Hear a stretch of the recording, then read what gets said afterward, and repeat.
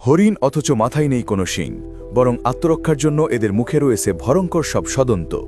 প্রকৃতির এই ক্ষুদ্র সদস্যকে অনেকে হরিণ ও ইঁদুরের এক অদ্ভুত সংমিশ্রণ মনে করেন।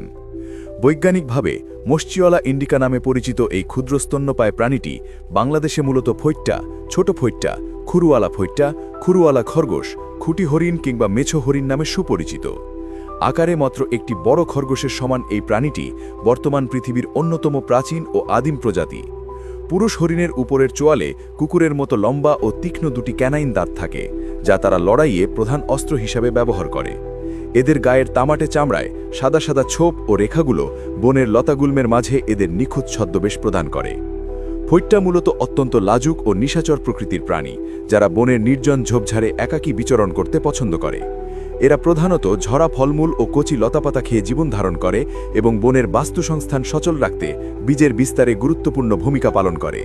এদের প্রখর শ্রবণ শক্তি অনেক দূর থেকেই শত্রুর পায়ের আওয়াজ নিখুঁতভাবে শনাক্ত করতে পারে। বিবর্তনের এক আশ্চর্য বিস্ময় এই প্রাণীটি আত্মরক্ষার জন্য গর্তে বা পাথরের খাঁজে লুকিয়ে থাকতে ওস্তাদ।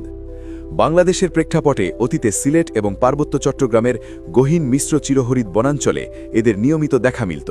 তবে বর্তমানে বাংলাদেশে এটি একটি মহাবিপন্ন প্রজাতি হিসাবে চিহ্নিত এবং বন্য পরিবেশে এদের অস্তিত্ব আজ চরম সংকটে দাঁড়িয়েছে।